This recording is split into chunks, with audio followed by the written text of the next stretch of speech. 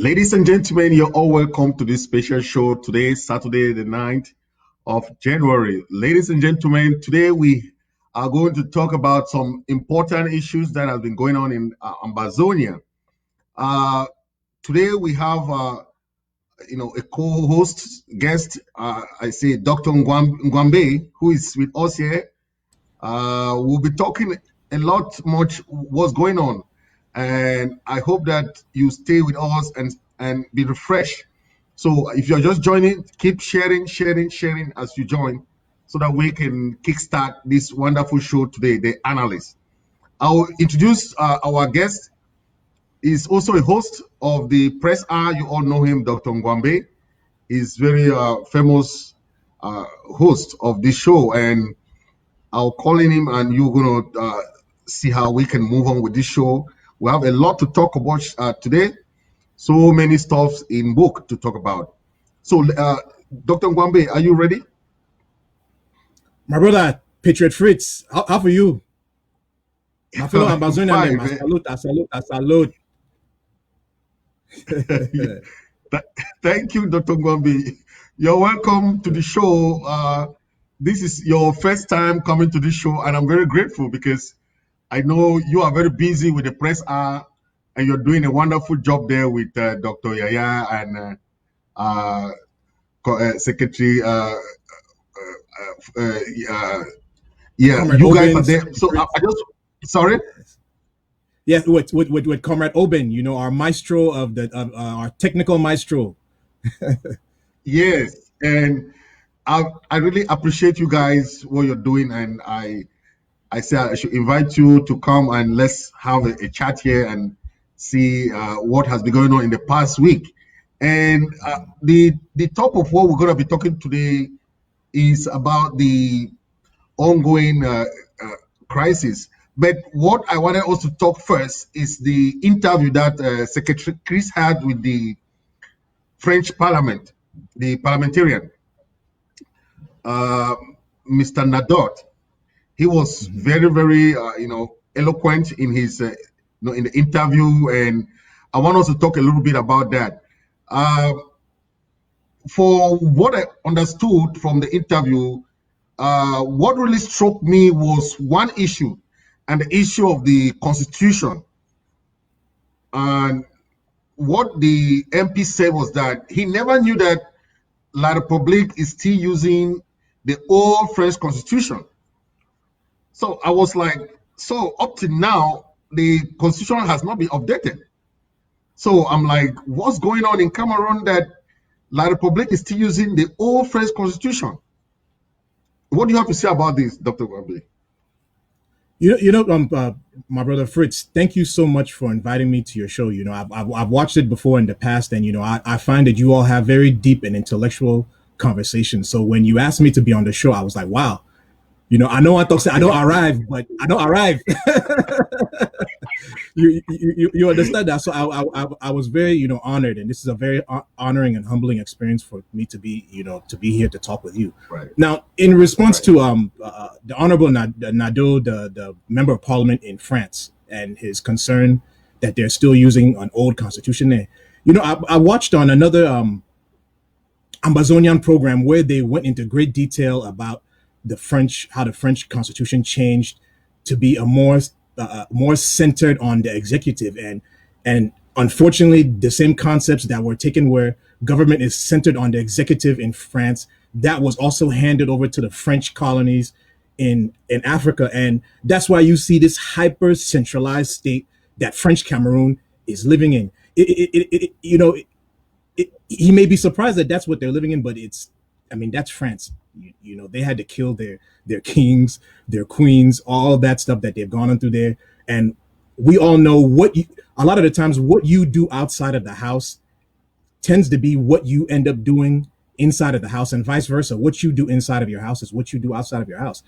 And what I mean by that is that when you see France in particular, they support dictatorships in Africa. They support mismanagement in Africa. They support corruption in Africa. They support stealing the resources of African people in Africa to bring back to France. When these same politicians come back to France, how do you think they're going to manage France? Are they not going to steal from their own people?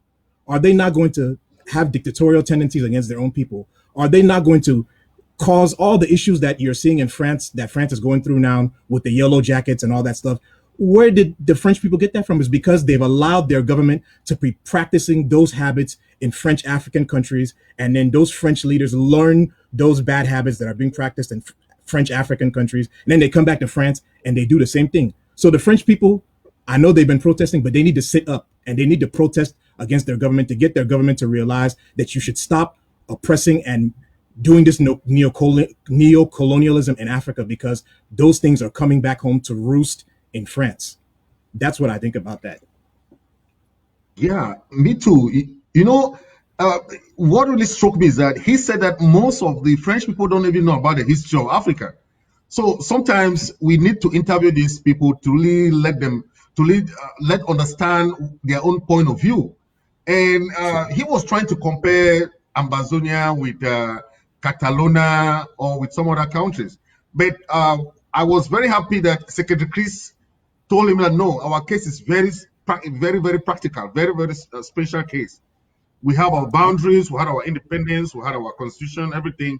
So our case is not like Catalonia or some other countries, because that was his argument that if other countries support our independence or recognition, then some other countries, most countries face the same thing or whatever. You know, I think it's. I'm glad to see that the Honorable Nadeau came on to Secretary Chris' show, and he even went on some other Ambazonian hosts their shows for different organizations, different institutions. I'm glad he did that because it gives us an opportunity as Ambazonians, especially because we're proud Ambazonians. Me and you, Fritz, and those that work for this IG and our people back home, we are proud, staunch, diehard Ambazonians. So it created an opportunity where he could come and talk to us, where we could educate him and remind him of the reality of the situation. Ambazonia gained its independence October 1st, 1961, through joining La Republique in what is to be referred to, in according to the UN, as an association. We were supposed to maintain our parliamentary structures, our prime minister. French Cameroon was supposed to maintain their dictatorship. It sounds kind of funny when you're trying to mix a dictatorship and democracy inside a confederation. I don't know what we were thinking. I don't know. Inofiwaka.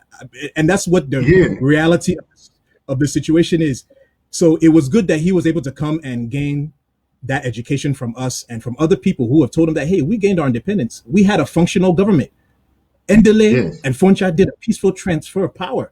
We ended up with Joie later on while we were in French Cameroon, so our institutions were functioning. The thing that happened to Ambazonia, the British Trust Territory of Cameroon, is that we did not have a military. When you do not have a military, you cannot defend your sovereignty. And French Cameroon, with their what I call the French Cameroon, their original black leg, late President Ahidjo, because he betrayed Mumi and Umnyobe and the French Cameroon liberation struggle. So that's why I refer to him as the first black leg of French Cameroon, Amadou Ahidjo. He and France right, recognized we did not have a military. And because they knew we did not have a military, they knew we could not defend our sovereignty. So they ran over us. That's just a plain, simple thing. And of course, the international community is one of those places where they are not going to step in to fight for you if you cannot fight for yourself. And back then, our people were right. not ready to fight for themselves. But guess what? We are ready to fight today, and we are fighting today. And we know they go back. Oh, we the pack fine. We the pack Yes. well. No turning back. No, no turning You're back. damn right. Another the point of concern for me was the question that Secretary Case asked him about the referendum. He was not really coming out playing about that. He was trying to say, oh, referendum needs to have like consultation with the French La République Cameroonians, and that we cannot just have referendum by ourselves. We need things because the history has changed. So his point was not really clear, and he was just trying to ramble on the question of referendum to ask the people of Southern Cameroon if they wish to remain in this uh, unfaithful. What's your take about that? You, you know, I mean, I think what he was trying to do, he was trying to give himself some wiggle room to maneuver in how he wants to conduct business in France, because this thing politics is a very funny thing. You know, especially Western politics. Western politics, they are funded by multinational corporations who have business interest in various countries, and that's who really helped them to get their names out. Unlike in French Cameroon and a lot of African countries where it's the state that funds the elections, and what that means in our context is that when the state funds an election, if they don't want you to get popular, they don't give you the money on time for you to be able to go out and campaign and run elections. When they can give you a state flight to a particular part of the country for their ministers, who the ministers aren't really supposed to be campaigning for the president anyway, but they send them out there to campaign for the president. So for him, I'm sure he's looking at it from the point of view that I have these multinational corporations in France who I may need to call upon to help fund my future election in France for whatever I'm trying to do. So how I answered this question about allowing a referendum in French Cameroon and Ambazonia, specifically Ambazonia, where a bulk of the finances of French Cameroon is coming from, and where French multinational corporations are benefiting from Ambazonia, I need to be careful about stating that I would support a referendum.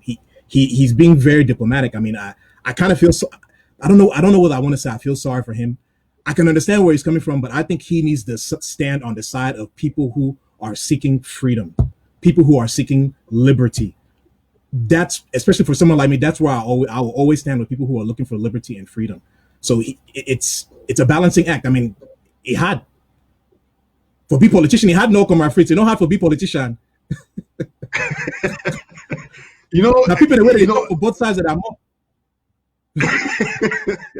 it was strange to me that he studied history, but they don't study African history. That's the problem with, they study European history. And being someone with a PhD in history, but not knowing African history, then you are being a diplomat sent to Africa. That baffles me because he has no knowledge about African history. So I don't understand.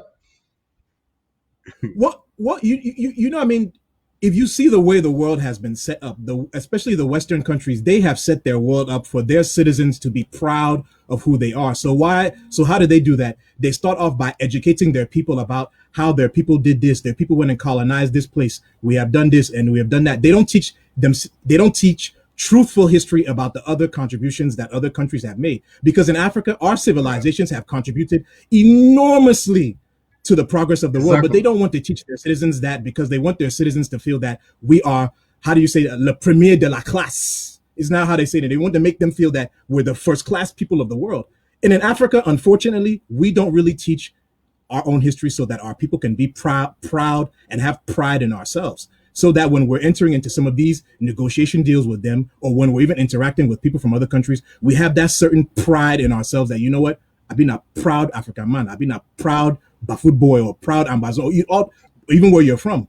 So that's why Yes, when he's saying that he doesn't know much about our history, I'm not surprised. I mean, it's not important to them. You understand? But at the same time, if he wants to have an opinion about what is going on in Amazonia, he really needs to do his due diligence. I'm glad he started to learn about our history in 2018. I'm glad he's starting to talk to more Amazonians, and he should continue to reach out to many of us, because we will educate him so that he gets that we are on the side of liberty, justice, and equality. And the business of Amazonia in particular will be business. We're not going to cut anybody yes, out of doing business in Amazonia. So let him begin to learn more about us. We welcome him. right. The last aspect that was very significant is that he said that he became a parliamentarian owing that he has one thing that was given to them, the French Constitution that says that they have to respect their national integrity. They have to Mm-hmm. respect their sovereignty, and they Mm-hmm. also have to respect the human rights and everything. But France does not respect the human rights of African countries. They are the ones sponsoring the war in Amazonia. So how Yeah. that is so controversial? Because if he says that he is the parliamentarian and in the French government and parliament, they have to respect their constitution of sovereignty, constitution of human rights. But if that's so, I controversial, right? Because I don't know why France is not respecting that in other countries, but they respect theirs. When I was thinking about our show all week, I was wondering how aggressive and how hard I was going to be on France because there are people who they disappoint me a lot. Interesting. I mean, when growing up, I love reading history myself, and as early as in what we call primary school, we call it here elementary school. There were times in class I would go and just pick an encyclopedia and just start reading the encyclopedia. And once upon a time, I came upon Napoleon Bonaparte, and I read about him, and I had so much respect and pride for him because of the things that he was able to accomplish. But he did Africans really, really bad, especially our African descendants in Haiti. He is part of the reason why Haiti is in the jacked up situation that it is now. So when you hear these French people and they're talking about the respect for human rights, it's lip service. I'm sorry to say it. I'm going to try to be nice to them where I can, but I'm going to hit them hard where I have to. The French people are not really respecters of human rights. They're just not. Right. One of the first cases of genocide was committed by France in Mali, where they went in and they killed an ethnic group of people. One of their people from, I don't know, was the Foreign Legion. I was reading an article about this a couple of years ago, and they went and completely killed a whole bunch of African people in Mali. These are things that they haven't been prosecuted for. So when they talk about respect of human rights, not lip service, if they really want to talk about respect of sovereignty, then they need to get their stooge in French Cameroon to respect the sovereignty of Ambazonia, because our sovereignty was violated when Amadou Ahidjo rushed in his troops into our territory when we were supposed to be existing as two equal co-partners of that country. They violated our sovereignty, and they only did it because we did not have a military and we were not ready to fight. But we are ready to fight now. And if they really, really believe in what they're saying about respecting sovereignty, then they need to practice what they preach. If you respect sovereignty, practice what you preach. Get your stooge in French Cameroon to respect the sovereignty of the British Trust Territory of Cameroon, the former British Trust Territory of Cameroon. If you respect human rights, then stop allowing France to be part of all these genocide acts that they are all over the place. From what they did in Vietnam to what they did, to our brothers and sisters in Rwanda, to what they're doing to us now, and to what they did in Mali and other French African countries. They need to, speak the truth and act the truth. That's all I want from France. That's true. Stop the hypocrisy. Yeah, yeah, that's total hypocrisy. You know, so let's talk about this aspect of the U.S. Resolution 684 that was passed at the beginning of the year. And some people don't really know about this resolution. They don't know that this is a win for Ambazonia. The resolution was passed, bipartisan, vote. So it's a great win for. So I want us to talk about this because Ambazonians don't know much the content of this resolution and how important it is to our revolution. I know that they have passed certain other resolution, but this one in particular was a very big blow to the La Republique and shows that we are really winning because there was a call for immediate cessation of hostilities. There was a call for credible, inclusive dialogue and, with international mediation. So Yep. what do you have to say about this? One of the things that I liked about this resolution 684 is that the United States did not pull any punches when it came to French Cameroon. I mean, and they spoke about us too and some of the things that we've done, but the United States came out very clear about their opinions about this matter. And since I'm a proud Ambazonian, I'm going to focus on those things that they really hit against French Cameroon for. Here are some of the statements that they listed inside that resolution. Whereas those peaceful protests by English-speaking lawyers, students, and teachers were met with excessive force by the police and gendarmes of Cameroon, which led to gross human rights violations, the arrest of lawyers, teachers, and Anglophone civic leaders, and their detention in the notorious Konenge prison in Yaoundé. So as you see here, the American government, they have recognized the heavy hand of French Cameroon against Ambazonians, against our very righteous causes. The resolution even goes again to document when they say, whereas in 2017, Anglophone separatist armed groups responded to the repressive, violent actions of the government of Cameroon by targeting government officials and facilities. So you see here, even the US government is recognizing that our response, the Ambazonian response, the righteous Ambazonian response, is as a result of the repressive, violent actions of the government of Cameroon. So when you see people talking about, oh, like you see in the French Cameroon president, Mr. Biya, talking about we should lay down our arms or whatever, it's not us who started this thing. They started, Mr. Biya, you started it on your own. Mm-hmm. The black leg President Ahijo, late President Ahijo, that black leg, he started it back then when he violated our sovereignty. As all anyone who has eyes and a conscience can see, it is always French Cameroon who has started this nonsense where they do not respect people's rights. They do not respect people's sovereignty. They do not respect people's right to prosperity. And then they want to act as if they're the victim going and pleading all over the place that they should come in and help them against these terrorists. We're not terrorists. The US government is saying it that we're not terrorists. We're only responding to the way you all have been, French Cameroon, you all. That's what I mean by you all. We're only responding to the way you all have been treating us. So I mean, this resolution 684 was loaded with a lot of goodies that Yeah. Ambazonian should go through, read it carefully, and you'll enjoy it. Another important goodies there was the part of the UN saying that France should stop playing, the two, this kind of you know foul game there. Like France has a lot of influence when it comes to this. Then he also talked Yep. about the aspect of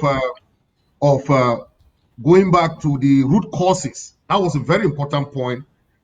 The root causes, and also call on ECOWAS, AU, the UN Security Council to look into it, very keenly. So this is already making it internationalized, right? Yeah, definitely. One in Resolution 684, one of the things that they stated in there, they wanted the U.S. government. One of their plans of action is to urge members of the international community, to try to put pressure on different members of the international community. For example, and of note in 684, in Resolution 684, they said that they're going to really look at France in particular to help foster a peaceful resolution to the crisis in what we know as Ambazonia. I know in the resolution they called it Northwest and Southwest regions, but we know it as Ambazonia. They said they're going to really put pressure on people like France that they should start looking at this thing, and they encouraged us to go through and involve an independent mediator and to address the long-standing grievances, and not even really, it's not even marginalization, it's the violation of our sovereignty. That is the big thing. If we Ambazonians, we want to live as the people who we are. We are a very proud people from Fako all the way up to Bui. We are very proud people. We respect human rights. We respect the dignity of people being able to say what they want to say and do the right thing. We especially stand up and believe in doing the right thing for your country. And French Cameroon does not uphold to that. And that's what we want, to go back to living our life that way. They just need to go. These are the root causes of this situation, the violation of that sovereignty. Right. Let La Republic go to the table and address that issue. Then the also important in that resolution, it calls on the those individuals involved in human rights violations. Those individuals responsible for those human rights violations and war crimes. So the State Department asking the State Department to investigate this individual. So it means that there will be some imposed sanctions on these individuals. People like Atanganji and all these colonial governors and so on are all in this list. So that is a very good point, because these guys are enablers. They are enabling the killing and the hostility, atrocities on our people. So they Yep. have to pay for it, because this is what this resolution is calling on. And this shows that we are fighting a just fight. We are fighting a fight of our self-defense and our recognition. And if the world and the US Senate can say that we are fighting that we have the right of self-determination, it means that our fight is just. Yep. In speaking on what you're talking about, how they're looking at those who have violated human rights and how they'll even prosecute them. I want to read another excerpt from the resolution. It says in the resolution 684, it says, whereas United States citizen Charles Wesco was shot and killed near the town of Bamenda, Cameroon, or actually Bamenda, Ambazonia. Let me say it like that. The town of Bamenda, Ambazonia, on October 30th, 2018 and November 2018, the Department of State stated, in memory of American missionary Charles Wesco and all others who have lost their lives in Cameroon, we urge all sides to end the violence and enter into broad-based reconciliatory dialogue without preconditions. So, the United States is fully aware of its citizens who have been killed in that country, and they are going to seek justice for those citizens in that country. Some of us may not be happy about what happened to Gaddafi, but some of that precipitated because of Americans who were killed in I think it was in that Pan Am flight, and the United States held that grudge up until then, and they sought what they thought was justice for their people, and Gaddafi's gone. So anybody in French Cameroon who is violating, the life of any American citizen inside that country, just know that the U.S. government is watching you and they're going to come after you. And as a matter of fact, the Ambazonian people are going to follow in the same footsteps. If there are any Ambazonians or if there are any French Cameroonians who are violating the Washington, they actually are violating our rights and they're hurting our people, they're killing our people, burning our babies, burning our villages, we are going to hold that grudge. And it doesn't matter how long it's going to take. You see how long it took for the U.S. government to get Gaddafi, right? No matter how long it takes, the Ambazonian people are going to get you for hurting our people one way or the other. Atanganji, we're going to get you one way or the other after this independence. Okala Bilai, no matter how long it takes, we're going to get you after this independence. There are many of you on that list. If the ICC does not get the justice for the Ambazonians who have been hurt by the French Cameroonian government and their puppet fake Southern Cameroon descendants who have sided with the enemy against us, no matter how long it takes, we're going to come after you. The U.S. government applies that principle 100%, and we are following in that 100% also. Thank you. Thank you very much. That's true. This resolution is very important.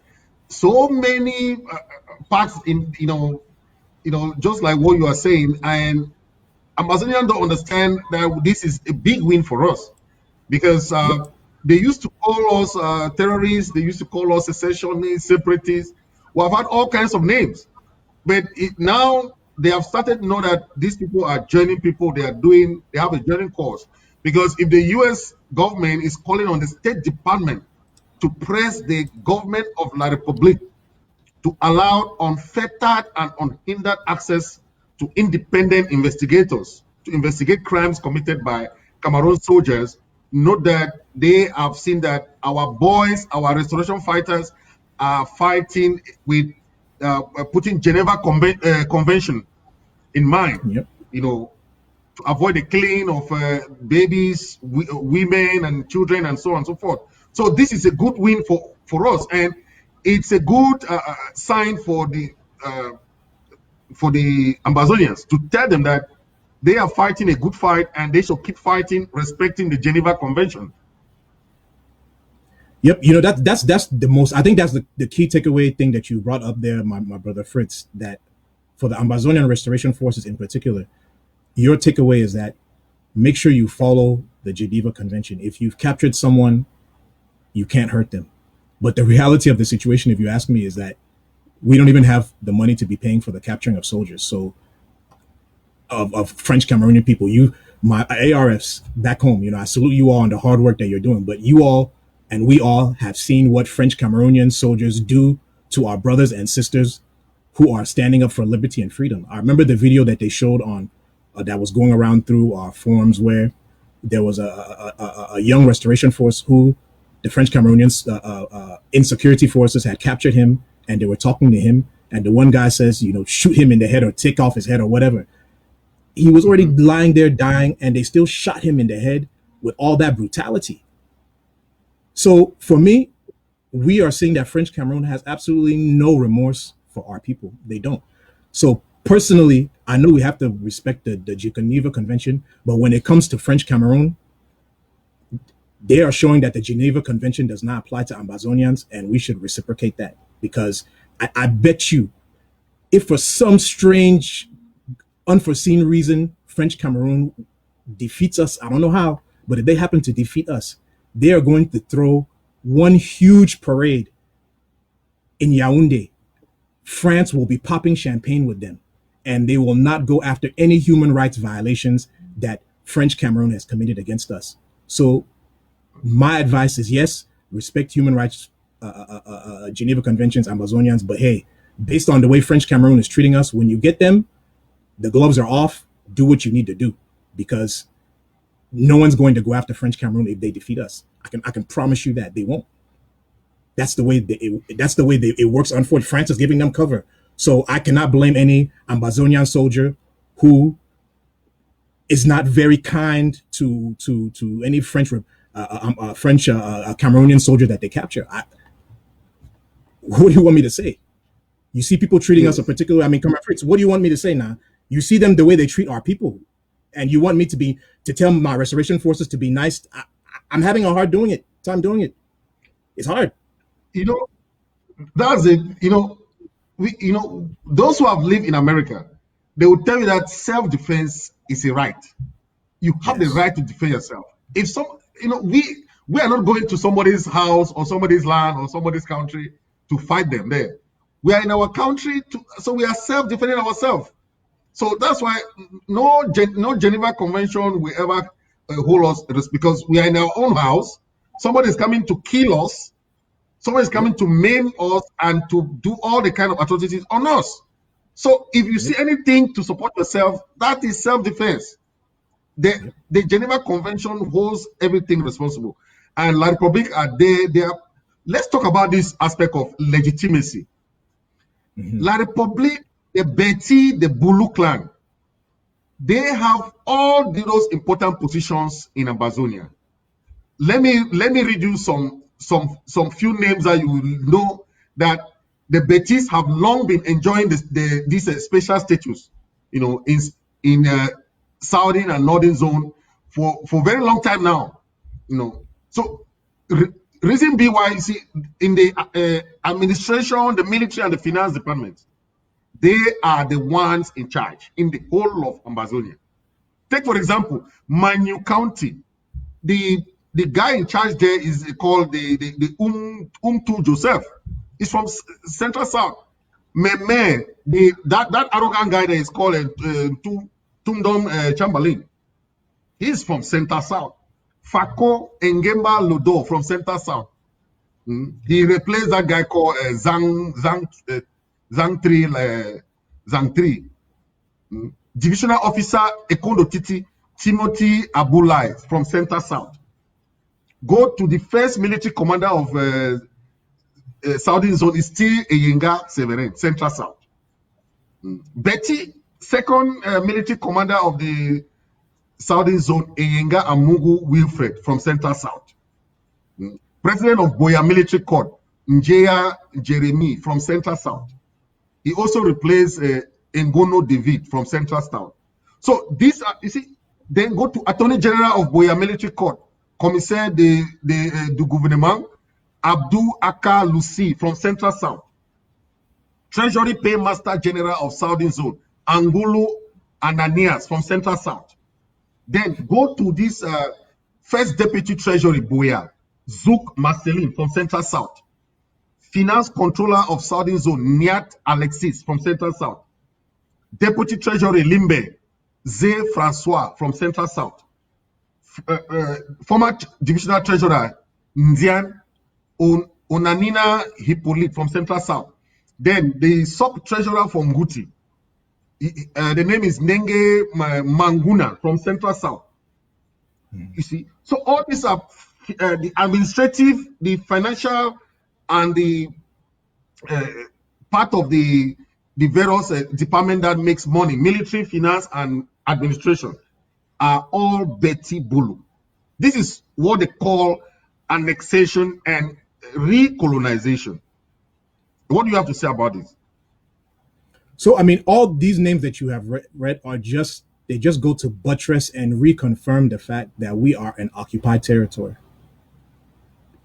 That's just the truth. We're an occupied territory because they can't be taking all these their people and then they come and put them in our land as if we don't have any qualified people there. We're in occupied territory. We're in the exact same situation that Kuwait was in when Saddam Hussein rushed his forces in there because he thought they were a petit frere, and he overran the place and tried to run the country. It's the same thing that that black leg Amadou Ahidjo did to us. He overran our country, and they've been continuing with this, you know, assimilation that they think they're trying to do on us. Why are these people, Comrade Fritz, why are these people not proud of who they are? If they were proud of who they are, they would be content in being there in their own skin. They would be celebrating their October 1st, and they would let their people manage their side and our people manage our side. I think for me, that's the bigger question that I would like a French Cameroonian to tell me. Why the hell aren't you people proud of who you are? Why do you all have to send your people to our territory to be mismanaging in our territory? What is that about? Why can't you all go home? Go fix your country. Why can't they fix their country, Comrade Fritz? Yes, they're the only country that are not proud of their own Independence Day. The only country in the world that is not celebrating their Independence Day. 1st of January. They just say, oh, bonne année, bonne année, bonne année, bonne année. And they don't say, no, bonne independence, bonne independence. You know. Then look at the side of defense. Let me read some of the names that, you see, these people are in our land. So they occupy those major key positions. That tells you that we are occupied territory.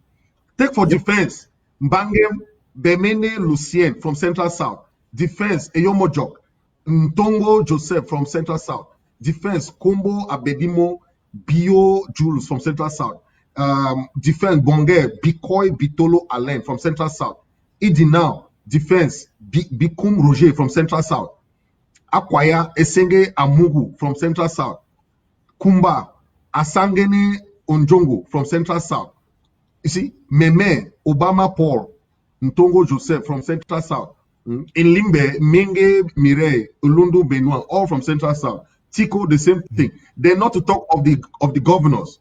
You see the list of the governors: Etame Masoma, Eyene Zenga Luis, Ejeka Bonda, Kumbo Issa Okala Bilai. Now he's there. So this is what we call occupation or neo-colonization, or how do you call it? Or we are not decolonized. Yep.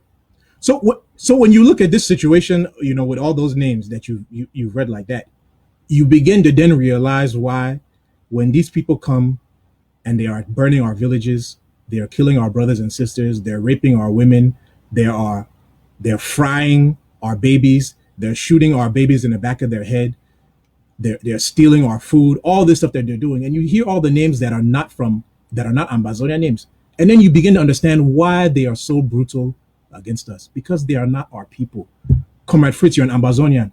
If you were the governor of Mezam, and some stooge told you to hurt Mezam people, would you hurt Mezam people? Hell no, because you are us. You are from us. Yes. But because these people, they know they're not us. They know that they are francophones and we are les anglophones. That's why they don't care, and they can do all these things that they're doing to us, because they know that we are not their people. And since they know that we are not their people, then what is all this fight about? I know this fight is about resources, but anyway, you all can go back to French Cameroonians. You all can go back to your country and fight to fix your country. You all don't need Ambazonia. I mean, after all, you all don't need us to fix French Cameroon. Or is the problem that there's none of you in that country who is competent enough to take over from Mr. Biya, or that's what you all have allowed Mr. Biya to fool you all into thinking? Go back to your country and fix your country. Why are you all trying to keep us? It's not as if keeping us is going to help you all fix your country. It isn't, because you all don't even have the damn courage to fix your country in the first damn place. Leave us the hell alone. Let us fix our country. You all go back and fix your country, because you all's country has a huge problem that you all are going to deal with. I mean, if you look at some of the things that caused the French Revolution, where France spent a lot of money financing the Americans in their revolution to get independent from Britain, that cost the French treasury a lot, and that's what helped lead to the French Revolution. French Cameroon, the same thing is coming to you all. The amount of money that you all are allowing that president, so-called president, to be borrowing to kill Amazonians, that money is going to, the bankruptcy you all are going to experience, you all are going to be in a severe economic crisis that your own revolution, Jesus, I don't even know what you all are going to do. And the sad thing about it is that when some of you try to flee into Amazonia, we're not going to be letting you in. I'm letting you all know that up front. We're not letting any French Cameroonian into Amazonia when you all start going through your mess. So let them know that now. Thank you. Yeah, thank you. Uh, let's talk a little bit about this Swiss negotiation, and let's try to put it in a controversy with the other negotiation that I heard that is going on of the talk of coalition for dialogue and what I don't understand. But this is because there was an information that we gathered that Ayok Tabe's team is in another round of negotiation. So I I doubt what kind of negotiation these guys are doing in jail, because it's just laughable when the international community is trying to tell us that our case is an international case and needs Yes. international mediation. Why on earth will some people think that our case is a local or a regional or maybe a, an internal matter? Because we have had the UN said that they should go to Switzerland. The US Senate, they said we should go to Switzerland. All the countries are supporting Switzerland negotiation in an international arena with international mediation. Why on earth should people still be thinking that our case should be have this like a small talk, taking prisoners to go and be talking behind the scene? Well, you know what the sad thing about that coalition for dialogue and negotiation is that, in the Zoom session that they had, or the conference that they had for that, to kick off that thing, they were advised that, especially the Konenge group, Ayuk Tabe's group, were advised that the Ayuk Tabe group, the Konenge group, or any other people should join Team Act. They didn't say it like that. They said join the Sako group, if I remember correctly. They said join the Sako group who are at the negotiation process and go through that process. And if it doesn't work, then you all leave it together. That's what they were advised, because that's what's on the table right now. And they straight up told them that, hey, nobody else is going to come to the forefront to negotiate or to be a mediator while this one is on deck. My people, we if we know how the Oibo people they waka, they work together. When they were dividing up Africa in Berlin, did they invite any Africans there to go and divide Africa up? No. Even though the Europeans had their jealousies amongst each other, for their own economic interest, and they were fighting against each other. But when they needed to make that money, they went to the table for their common interest and they worked together to divide us up. Ambazonians, especially AGOFC, ADF, the Konenge group people, any other group, we need to, it's hard. I know it's hard to cooperate, but for this common goal, for this negotiation process, if the Europeans could do it to divide up Africa, when I feel comfortable, join Team Act, when we organize the thing, get our own cake. I mean, really, people that read history, they know they understand the real world implication of this history. Do not read history just to pass the exams. Read history to be able to use it to apply in what is going on around you. Isn't that why people love the Bible so much? Because they can go into the Bible, find a section that is applying to their case, and then they use that particular case to help them make a decision. It's the exact same damn thing in history. I mean, for me, I don't get it. I really don't get it. I don't even know what much to say for them. I mean, they're trying, I don't know what they're trying to do. To me, it's not helpful because they've already been advised to go to the Swiss process, join Team Act, work with us in Team Act, and let this process go through its natural course. If it does not work out, then we go about our business. It's not as if doing the Swiss process does not mean we can still not be punching La Republique. Do you not see La Republique is still punching us? Why are they punching us? Because they want to punch. They're hoping that they can give us one mighty blow like that will be big and say, I beg, may we go that, may we just go for the internal process.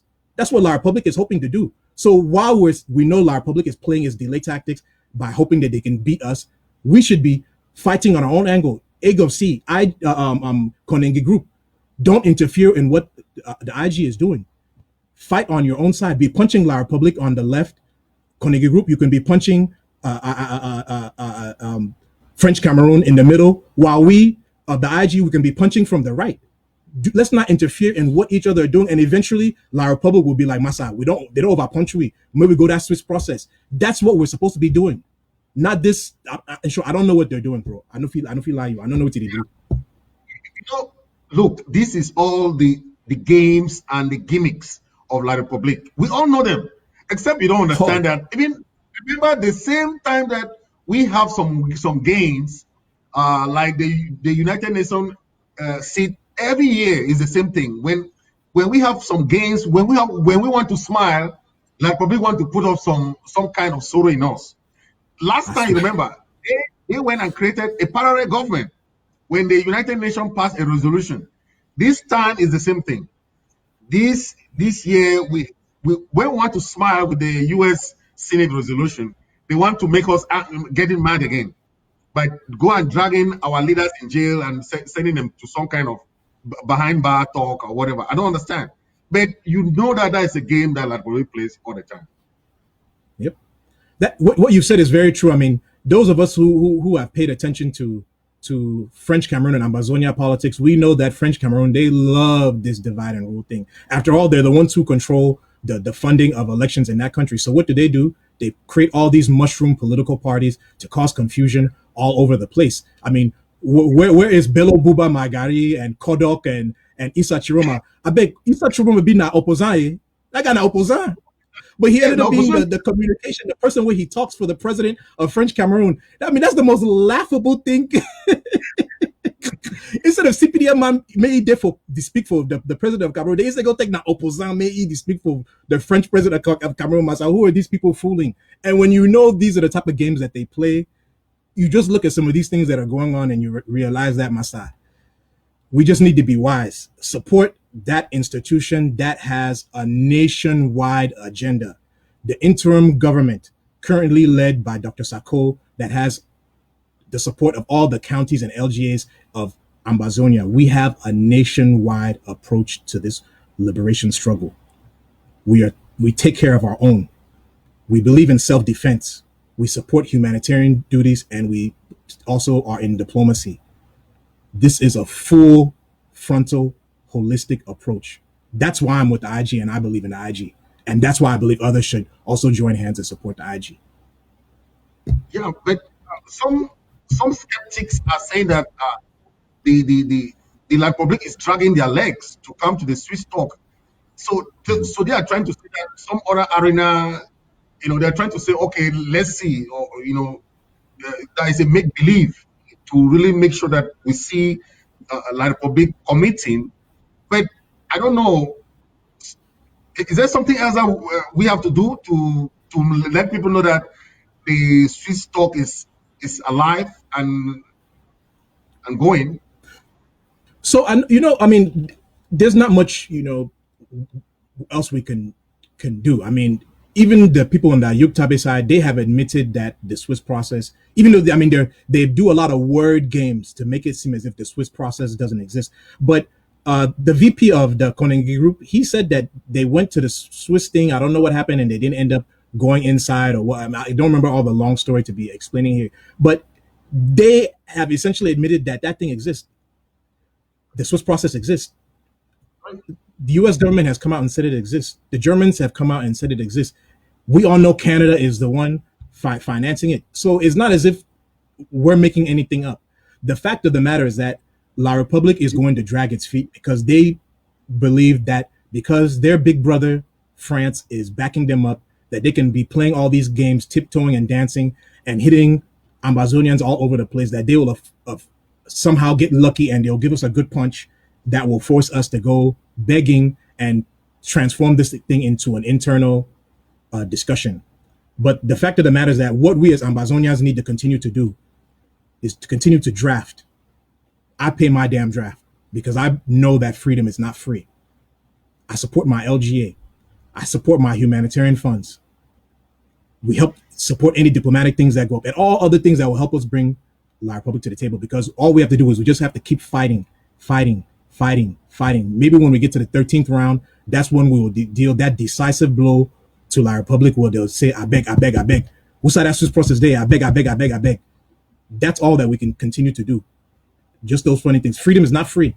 All these countries we're Yes, trying, people go to, they pay the price to get their freedom. We too, we have to pay that price. yes, yes, that's true. It's a collective price that we have to pay. And like, I want to find out from you.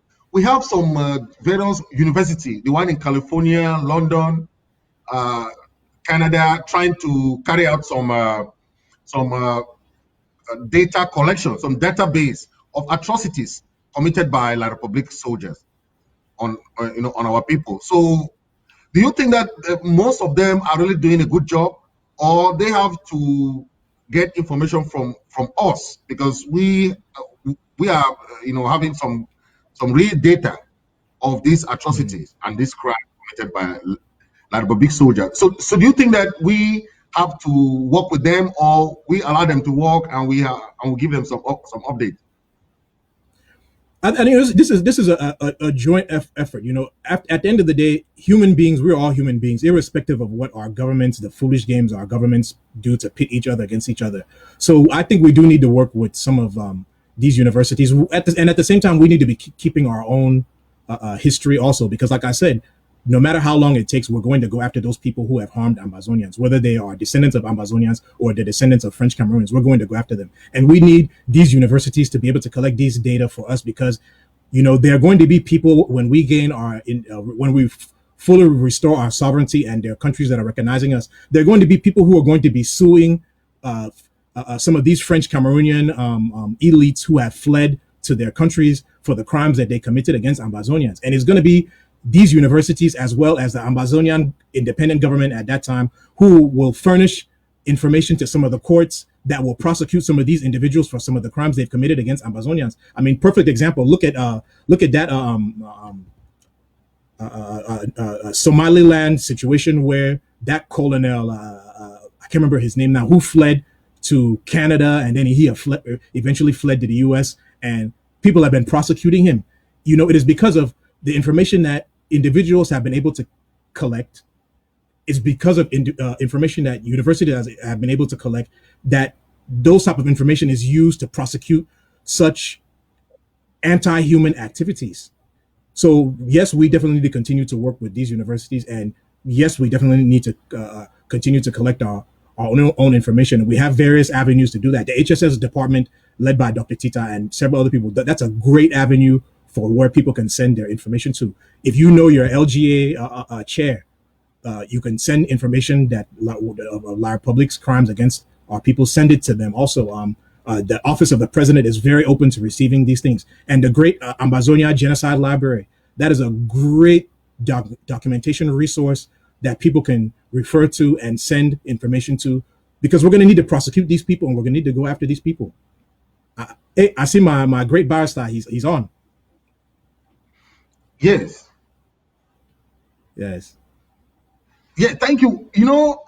We were talking, and Barrister Fru is just coming, at the right time because uh, they are the one who did all the lawsuits against these killings and burnings of our villages, displacement of our IDPs, illegally arresting prisoners of war, killing of thousands of our people. They are the one having this lawsuit, and I'll be happy to welcome Barrister in the house, uh, so that he's going to tell us how far this lawsuit has gone, because all Ambazonia has to be compensated. Each family that lost anybody, each family, each house that is burned. And that's why they came up with this fake and fraudulent reconstruction when war is still going on. You can't do reconstruction when war is still going on. That's So true. we have to go with this with a lawsuit that is being received in the ICC, in the International Criminal Court. And our barrister is here. He's going to tell us how far this case has gone so that we can know, our people can be sensitized on what right they have. This is a right to self-determination, a right to freedom, a human right that has been abused by the La Republic soldiers and the La Republic government. Barrister So, are you in? Yes, I've been in for more than 20 minutes, Chris. Frex, but you have not been seeing me. But I came a little late. I didn't even get the time exactly. So before I answer your question, I want to make a few clarifications. First, those people in Kondenge have chosen their path. They are no longer our leaders. Let's stop calling them our leaders because they are not. Except Patasang who is there, the rest have chosen their path. Coming back to your question, Briggs, we have filed a criminal complaint to the chief prosecutor of the International Criminal Court. What does that mean? We have complained against people of La République du Cameroon and Nigeria who have committed heinous crimes on our people, like genocide, crimes against humanity, and war crimes. And other heinous crimes like rape and so on, torture and so on, and false imprisonment and all what you can call it, burning of our villages and so on and so forth.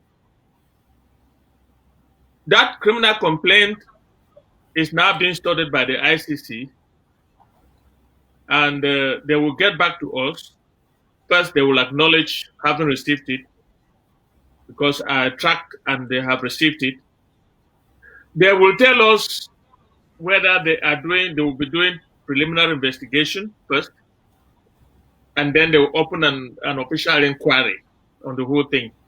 And all the 93 people, if some are found that would made a case against all or some, they will now start issuing warrants for them to appear and be interrogated.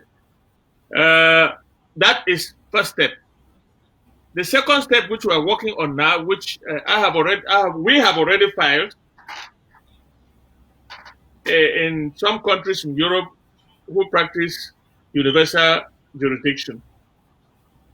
We have filed with Norway, Denmark, and Belgium for now.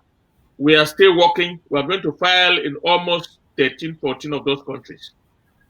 And we still have to file also with some organizations in the United Nations. We are not yet in the civil part where we can be talking about our people be compensated. We will not touch that, not just yet. In fact, that big part of it will be taken care of during the negotiations in the Swiss-led process. But for now, we are concentrating on the criminal part, so that any of those 93 people, when they show up anywhere in Europe, in those countries that practice universal jurisdictions, including France, they will not have it easy, because as you may well know, most of the judiciary in Europe is independent. So Macron and his political group may not be able to interfere with the process. So that is all I'm going to tell our people. I'm not going to go any further than that, because when you have a matter that you've already filed, you don't talk about it too much, but we are just informing you that we have filed. So I won't go any further than that, Briggs, because we are still working and we are still filing. Okay, so, but can you tell Ambazonian how they can get in touch with the IG and the legal team, so that if they have issues within their own families, because when you don't tell people how we can help, how the IG can help, because a lot of people are confused who to complain, how to send their complaints and their various issues, because it's a broad spectrum of lawsuit. So can you tell them how to get in contact with you guys of the legal team and how they can get help? Yes, that time will come, Fricks. We are not yet there. We are not yet Okay. there. We are waiting to hear from the ICC. But while waiting, we will be trying to put together our witnesses, eyewitnesses. I heard Dr. Ngwambe talking about the genocide library. That is the basic website that we are relying totally on. We shy away from what the universities are doing, because if you read very carefully what the universities are doing, they are speaking in line of one Cameroon. Take University of Toronto, take the University of Southern California. Read very carefully, you will see they are treating this matter as if it is one Cameroon, and we will not want to give any court or any judicial authority that impression. We are a free nation. We were a trust territory under the United Nations, along with La République du Cameroon. They had their independence 1960. We had us 1961. And when Resolution 1608 came, and in its paragraph 5, they refused to follow. And I don't know what our forefathers did. They stayed with them for so many years. They destroyed even the little that our forefathers relied on, which is the federal structure. They destroyed it in '72, and they finally opted out in 1984 when they went back to their country. So I don't see how we can rely on anything produced by a university that is writing, it's compiling its website under the impression that we are still one Cameroon. We are not one Cameroon. We have left since 2017. So I will be very careful to use anything coming from those universities until they understand that the Southern Cameroon is and was and is going to be a sovereign country of its own, and they should treat that website as such. If they start talking about La République du Cameroon and so on and so on, nowhere do they mention anything about Southern Cameroon except in the atrocities. So I'm very careful. We are very careful at looking at that. We have looked at all those websites, and we are not using any, because our website, Ambazonia Library, AmbazonaGenocideLibrary.com, is very well furnished. It has almost all the evidence we need, and coupled with the fresh evidence that is coming in, or you will not believe that the Ambazonia Library has treated the massacre in Kumba so well, so succinctly and so well, and so we don't need any university to teach us what to do. We will not use it until their website is tailored towards treating us as a separate nation from La République du Cameroon. So I know what their game plan is. They want to satisfy the dictates of their country, but hey, we too have a right not to use their website. The team Amazonia is also putting a website together that is well punished and is going to be punished, and those are the two we are using. So for now, we are not very interested in those websites of those universities until they do it in line with what is happening. Thank you. Let me go to Dr. Gwambe because he has been here for, and we've talked a lot much about the issues happening. But let's talk about this because Barrister is here, and Barrister, about this mediation and negotiation and arbitration, because these confuse a lot of people, and we don't know what people are doing. And if you don't tell them, most Ambazonians, we don't know what was happening in this international community. they don't know between mediation, arbitration, and negotiation. And some people will take these little talks that people are talking behind the scene, like Ayuk Tabe they are doing, like negotiation. That's not negotiation. That's just like talking with like a friend, you know. But we are talking about discussion with two countries. Yes. Yeah. Yes. So one thing I want to greet my very honorable barrister Frujon, so who I have a lot of humongous respect for, especially the bravery he showed in Ground Zero. Lionheart man, and I'm glad he came on to come and kind of clarify this thing about the universities who are taking, because Barrister Fru, you are very correct in the principle that is, no one is going to tell your story better than yourself. The Amazonia Genocide Library is telling our story. Other people aren't going to tell our story from our perspective.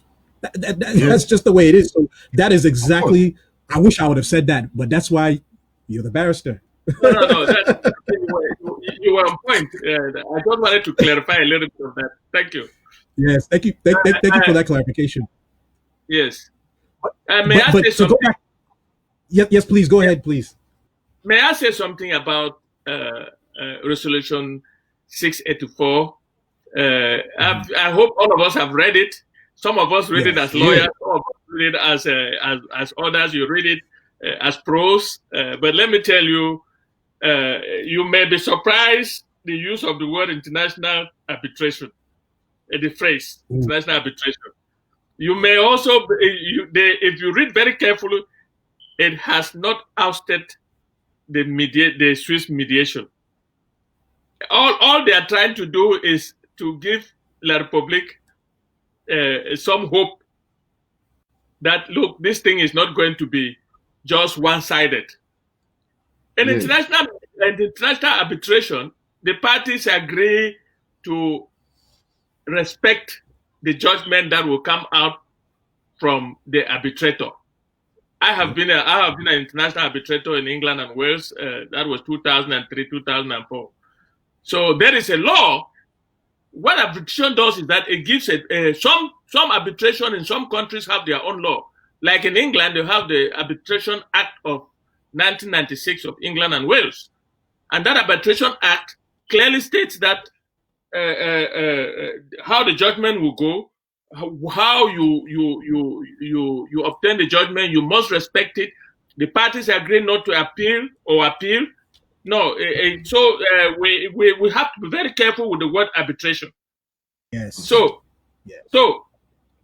Resolution 1608 is actually talking about the Swiss mediation. If you read it very carefully and you read it very succinctly and you read it like a lawyer, you will see that there is very little international arbitration in conflict situations. There is always mediation. Whether it is the Camp David, it was mediation. Whether it's the Syrian situation, is mediation. So we are getting ready for the Swiss mediation. Nothing short of that. And the big ones, the big boys have spoken, supporting the Swiss-led process. And so this resolution 1608 has not deviated from that. It just added something to give La Republique some hope.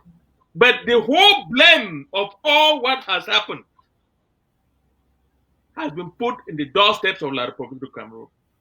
If you read it very carefully, they are being held responsible for all what is happening in the southern Cameroon. A political situation that was supposed to be solved politically, they brought in the guns. And not a normal. See what they have done. So this resolution, this 684, is a New Year gift to the southern Cameroons and Amazonia, and a very, very bitter pill to La Republique du Cameroon. So, Barrister, if I may come in, Barrister, let me add this.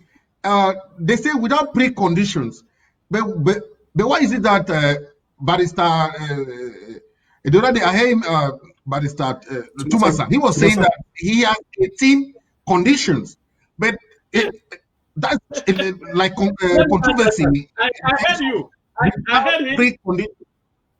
I heard him, and I'm hearing you. Let me tell you something. I don't trust Tumasan. No, I cannot go further than that. He's my colleague, and all I can say is that I don't trust him. All I can say is that I don't trust him. They said without preconditions, and he was talking about nothing. He was running away from what he said about 1972 to say that they should give us all what we had by 1972 before we talk. Yes. That's a precondition. No, that's not what the interim government stands for. The interim government wants to follow the process as it is laid down without precondition. Yes. When we get to that table, we will talk.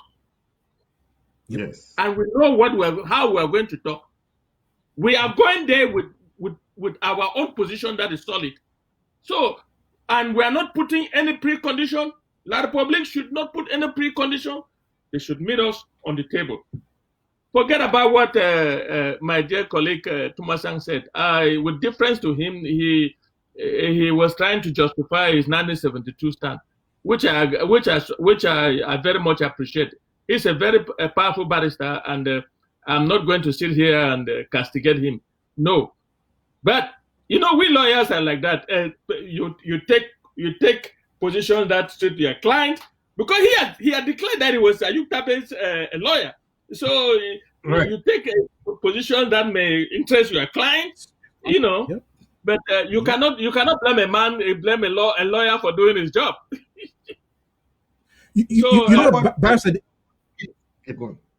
Yes, I was going to say. I mean, Barrister Tumasang. He does have an interesting way of reasoning his things, and we can definitely respect him for that. And I'm glad that he takes the time to come on to these shows and debate with us. You all made me very proud that day. You, Barrister Ghana, Barrister Tumasang, and you, Barrister, for you all made me proud because you all had various different viewpoints, and you all debated, you argued politely, and at the end of the show, you all were smiling and laughing with each other. Oh, yes. That is what the international community needs to see about Ambazonians. That's how we are. We are not like French Cameroons, where we will not argue, we instead resort to killing people. That's not the Ambazonian way. The force of argument, that's what we've been doing from day one, and it's too much. Right. We're not doing that with French Cameroonians because it does not work with them. With Ambazonians, it works that way with us. The force of argument works with us. And so I really want to commend the three of you for showing the international community who Ambazonians are. Thank you. Thank you. And to go back to Resolution 684, I want you to know that the U.S. has put its agencies at work.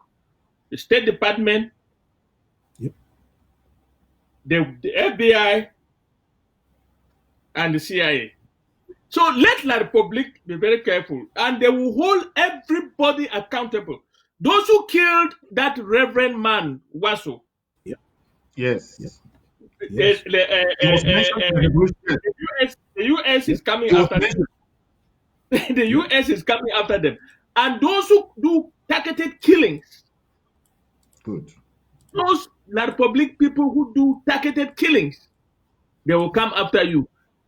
And I want to say that there are some Ambazonians who have done targeted killings who are not for this revolution. We know them. But we are not going to be the one to shoot ourselves in the foot. But when the time comes, the U.S. is ready to get into this matter. If you read that resolution 684 very carefully, you should know that the tables are changing and changing very fast against La Republique du Cameroon.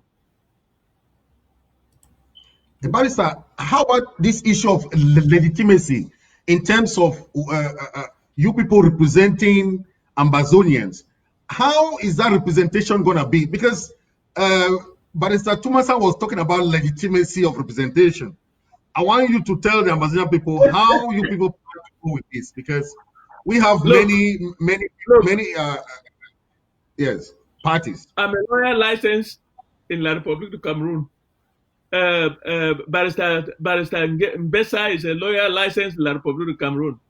Barrister Ambe, Barrister Ambe Jude is licensed in La République du Cameroon and in New York. So we are barristers, and we can take a case anywhere to defend people who have been oppressed, people who have been, especially in heinous crimes like genocide, war crimes, and crimes against humanity. Having said that, there is no law that says that you must have legitimacy in criminal matters before you come before the ICC. All they want you to do is be a member. The people you are complaining against should be signatories and people who have ratified the Rome Statute. We know that Cameroon has ratified the Rome Statute. We know that very well. But we know Nigeria has ratified the Rome Statute and signed and ratified. So Nigeria is a state party of the Rome Statute. What does that mean to the ordinary man? It means that we know that Nigeria is participating with Cameroon to deal with our people. The judgment that we obtained in Nigeria with my dear colleague, a very powerful lawyer in Lagos, Barrister Femi Falana, filed and obtained a judgment. That judgment clearly states that Nigeria violated an international convention that was signed in 1951 after the World War about refugees and asylum seekers. You do not send back refugees and asylum seekers to the country from where they are running from. They call that the principle of non-refoulement. Nigeria violated that. Nigeria has been cooperating with Cameroon. They have been tantalizing our refugees. They arrested our people in Taraba State. About 37 of them, send them back to La Republique so that they can kill them. They sent our leaders back. They sent Fulanis to join with the Cameroon army in Gabu to commit genocide on our people. So they are co-actors in the crime that has been taking place in our territory. Therefore, we join them in, and they are state parties to the Rome Statute. Therefore, through them, Cameroon now becomes a co-conspirator, and that gives jurisdiction to the ICC. That is the legal principle in which we, the lawyers that have worked on this case, followed. And the rest, I cannot tell Barrister Tumasang what it means by legitimacy and all that. But okay. But there is something he said. There is something he said about sovereign immunity. Sovereign immunity applies to some sitting heads of states, but not across the board. So sovereign immunity applies to sitting heads of states and to some non-sitting heads of states that have left power. But in the heinous crimes like genocide, crimes against humanity, and war crimes, it's my considered opinion that sovereign immunity will not apply, at least in the ICC. If it was to apply, al-Bashir, who was still the president of Sudan, would not have been pursued by the ICC, or to the extent of giving a warrant of arrest, which Jacob Zuma refused to execute in South Africa. So we are saying that in the case of Essenabri, who was tried in Senegal, I don't know whether you know about Essenabri. He was chased out of power in Chad. He found himself in Senegal, and the Belgian government received a complaint from a resident, a Cameroonian who was resident in Belgium, against Ibsen Abrid, and they asked Senegal to extradite Ibsen Abrid to Belgium for trial. What did Senegal do? Senegal was so embarrassed, they turned to the African Union and said, how can we extradite a former head of state, an African former head of state, to be tried in Europe. The African Union said, okay, you change your law to assume universal jurisdiction, and we will send judges to meet your own judges, and you form a tribunal and try Esen Abrid. And that's what happened. Esen Abrid today is serving a life sentence in Senegal. So where is the sovereign immunity that Barrister Tumasang is raising? And why would an Ambazonian lawyer be raising that here? It means that his loyalty is not with Ambazonia. I'm not going to say more than that, my colleague. Yes, let me ask Dr. Ngwambe this: Dr. Ngwambe, so what advice can you give to some of our own people who are becoming more of distractors than normal, because they spend time in frivolous lawsuits like the one Christian is it Christmas Ebini did at the Attorney General here in the USA. It was thrown out of the court. So Dr. Ngwambe, I don't know what advice can you tell these our Cameroonians that spend all their time to do things that are not even important to the struggle. They are just distracting the whole thing. You know, my brother Fritz, you labeled them correctly. You called those people Cameroonians because no good Ambazonian would be going after a fellow Ambazonian who is fighting for our liberation. So my advice to them is that since they do not want to be independent, they want to remain Cameroonian. When Ambazonia, when we restore our independence, when we restore our sovereignty, you all are free to go and live in French Cameroon. There's no requirement for you to come and live in Ambazonia with us. I mean, for real, you all could even stay in whatever country you're in. You do not have to come and stay with us.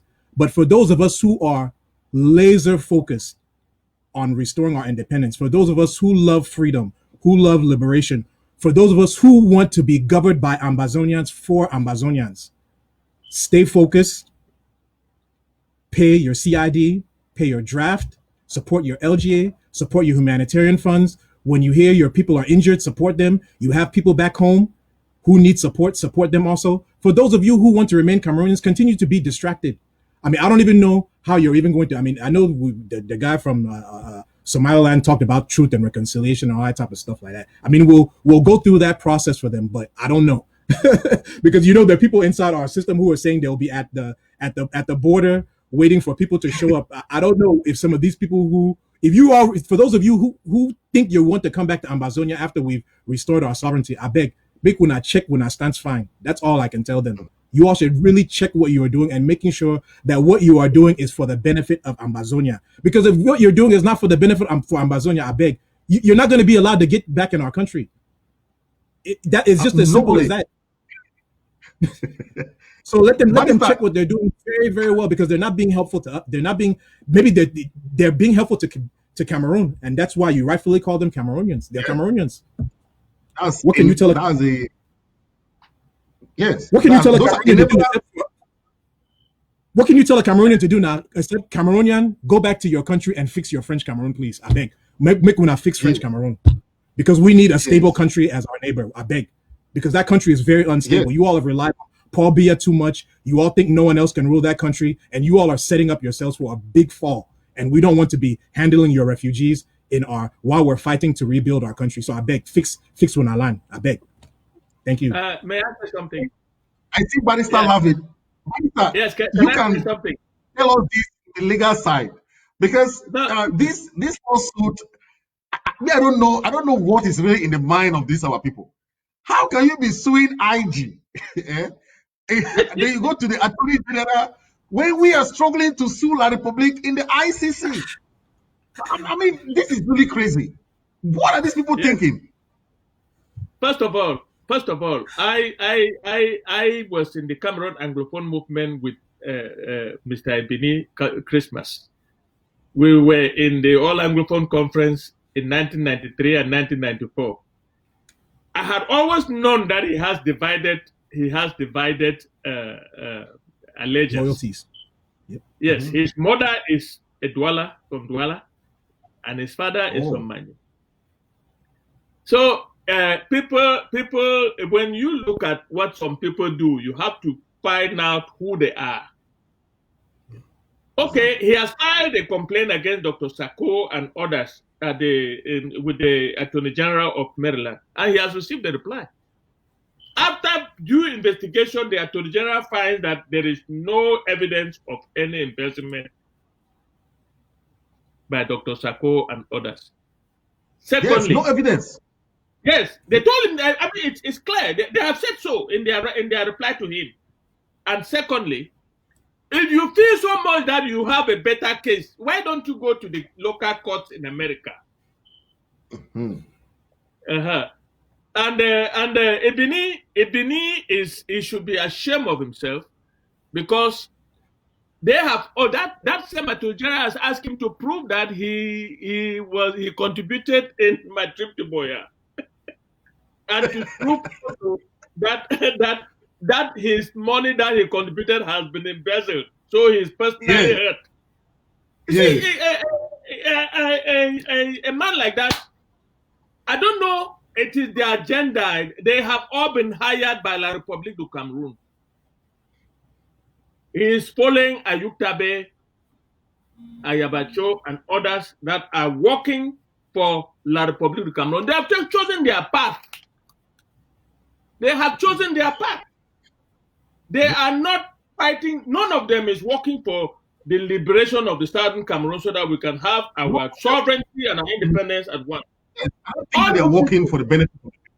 They are now working for the benefit of La République du Cameroon, and they were asked to sue Dr. Sako, to try and kill Dr. Sako, to do everything they can to destroy the IG. They have been doing that for, I don't know, more than a year and a half now. It doesn't concern us because they will not get to Dr. Sako. Legally, they cannot get to him, because we have a watertight legal team waiting for them. Because you see, a man like Ebini will write Ebini Christmas PhD, and then fight and goes and files a stupid complaint talking about a possible misappropriation. Why don't you state that there's misappropriation of my money that I contributed in a non-profit organization? He filed that thing without even consulting a lawyer. Exactly. That's a question I ask. How can you do something? And he's talking. He should consult. If he doesn't want to consult Amazonian lawyers, he should consult the lawyers from his mother's place in the littoral. A good lawyer will give him a good advice. He was filing on whose behalf? On his personal behalf, or on whose behalf? That's why the Attorney General has narrowed it to his personal affair. Tell us whether you contributed to the my trip to Boya, and if so, can you prove that you are part of that contribution was embezzled by Dr. Sako and others? So they threw the whole thing out. And now we are fighting La République du Cameroon, both in the courts and on the ground. And people like Ebini are fighting us. They want to destroy the RG at all costs so that we don't get to Boya. You know, it's dead on arrival. We are going to Boya whether he likes it or not. Yep. Thank you, Barrister. Dr. Ngwame, so what do you think about this? This frivolous lawsuit that was filed, and there was no heads up, and finally they spend all their time to do things that are not important to the struggle. How do you think that these guys are helping the struggle when all what they're doing is just to bring someone down for them to rise up, to bring something down for them to rise up, or to do this? Then they don't. I've never seen Christmas Ebini file a lawsuit against La République upon all the crimes, all the atrocities, all the killings that is going on. No one of them, Eric Tato, all those guys. My brother, look, Those guys now self-serving, self-aggrandizing people. Then they're doing it for the attention that they are looking for, especially like Eric And for Tapo. money. And for money. And for money, the money part, that's possible also. But I know they're seeking huge attention. You know, in on the internet, there's this thing they call clickbait. Clickbait, now that thing where it be flashy. They just want me you click them. That way they feel make their money for back the advertisement. That's all Eric Tato comes and does now. He puts one very captivating title on his stuff. People go and they click it, and then you go and listen to the content. The content does not even apply to what he was even advertising. He's misleading. He's using innuendo. He's bearing false witness. All this weird stuff. And now look at Christmas Abini. He didn't even use a lawyer. For God's sake, man. I mean, Ambazonians, I beg una. The guy, they know they will we. They be na Cameroonese them. Will avoid that people them. They love that French Cameroon, but they don't want to fix that French Cameroon. They instead struggle for fixed country where we they try to fix them. Let these people leave us alone to fix our country. Let them go and fix their own country because their own problems are coming. French Cameroon is going to fall when Paul Biya goes. And Ambazonia does not want any French Cameroonian refugees. Mr. Christmas Abini, I hear he does a lot of humanitarian stuff. He should be collecting his money to help French Cameroonian humanitarian people who are going to be in deep crap. Let me use that word. When French Cameroon falls, leave Ambazonians to fix Ambazonia. You don't want to be an Ambazonian. No one's forcing you. Go to your French Cameroon, please. Thank you. Barrister, before we go, I want you to talk about this French parliamentarian. Just before you came, we were talking about it with Dr. Ngwambe.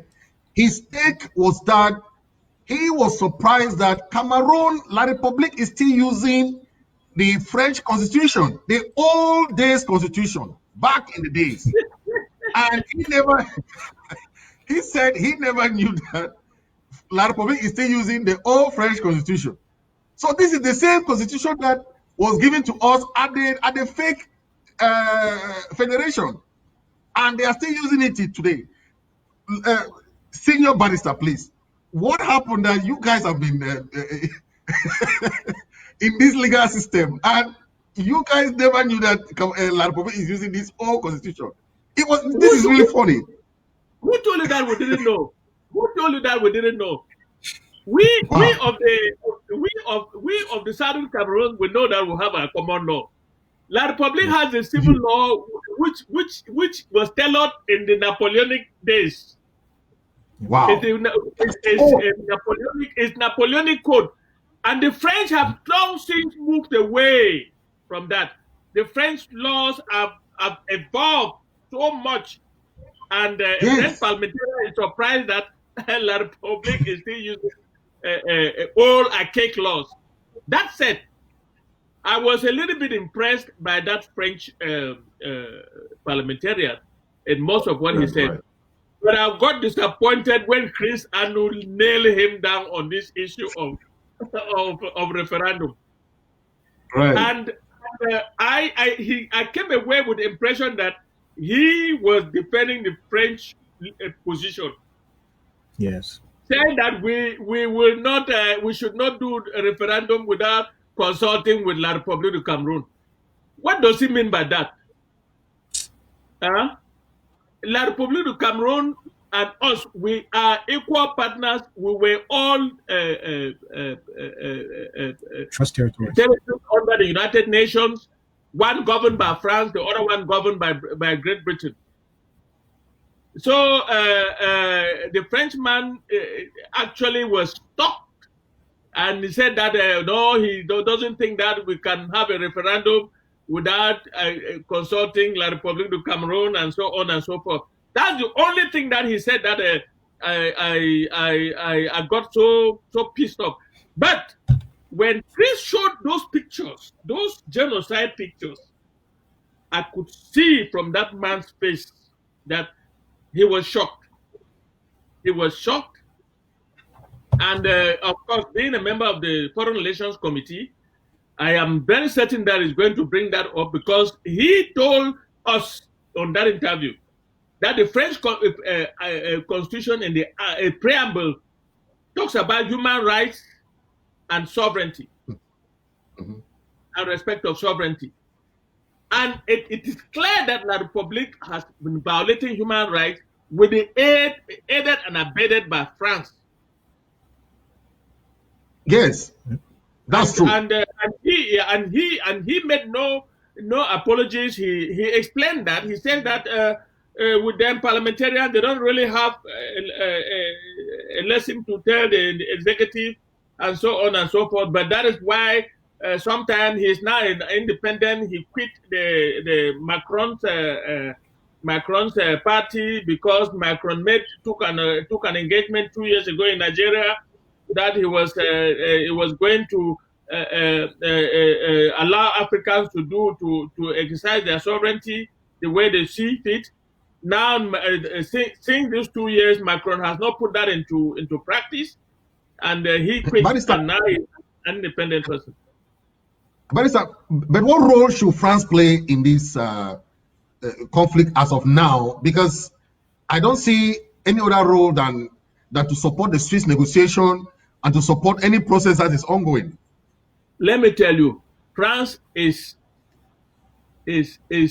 teleguiding La République du Cameroon in this war. France has an agenda. France is financing the war. France is sending its military people on the ground. France is sending military advisors, supply intelligence to La République du Cameroon. So France is a party to all these crimes. We didn't want to attack a very important member of the Security Council Right. for strategic reasons, which I will not tell you. But I don't see what role France can play in the negotiation of this process. We will not accept France sitting on that table in any shape or form. We want to negotiate with La République du Cameroon under the mediation of the Swiss government. Anything short of that, no. We will have our own sponsors, what they call sponsors, and La République can have France as a sponsor. It doesn't interest us, but they cannot take part in the negotiating process. Just like our sponsors will not take part, but they will back us up. They can also back up La République du Cameroon. Look, this matter is between La République du Cameroon and the Federal Republic of Ambazonia, Southern Cameroon. Amen. And with the mediator being the Swiss. And of course, foreign observers, those who are interested in seeing this matter resolved, we will have our own sponsors. I don't want to start telling you. They will have their own sponsors, but those are people from the background, and will work and come to a conclusion. I don't want to start telling you what it is. We are posing no preconditions. Tumasang and his client Ayuktabe can pose their own condition when they negotiate. I don't know what they're even negotiating in Yaoundé. And you talked about negotiating negotiating at this time. Let me tell you, tricks. This time around, it is blackout, total blackout. They took them out in some funny night and shutting down the prison, and they took them out, and nothing has filtered. So what is it they are talking about? Is it about their release? Is it about whatever? But yeah, probably yes. Maybe they are released. If it is about Ambazonia, it is dead on arrival because they have those local standards to talk for us. Yes, that's true. Thank you, Barrister, for coming. We'll have enough time next time. Dr. Ngwame, can you give your last? Tricks, next time, please let me have the time. You know, I didn't have the time. Oh, sorry about that. And then actually, I went out to do something. Only to come I knew you're being in the show before, so I knew that you know the time. Sorry about that. Next time we'll work on the time and everything. Dr. Ngwame, can you give your last statement? Thank you. Yes, my barrister and my brother Fritz. Thank you so much for today. Thank you so much today. You know, we thank God for bringing us together today to discuss these things, to educate each other and to educate our fellow Ambazonians who we love so much. and the country that we love so much. You know, those who watch my show, they know my one of my favorite closing statements is to talk about Benjamin Franklin. Benjamin Franklin, who was leaving the Capitol building of the United States in those days when they'd won their independence, and they asked him, what kind of system of government are you going to give the American people? And what did Benjamin Franklin say to that reporter who asked him? I'm going to give the American people a republic / democracy if they can defend it. They can defend it, right? Amazonia, you saw the American people, their system, their institutions defended their democracy and their republic.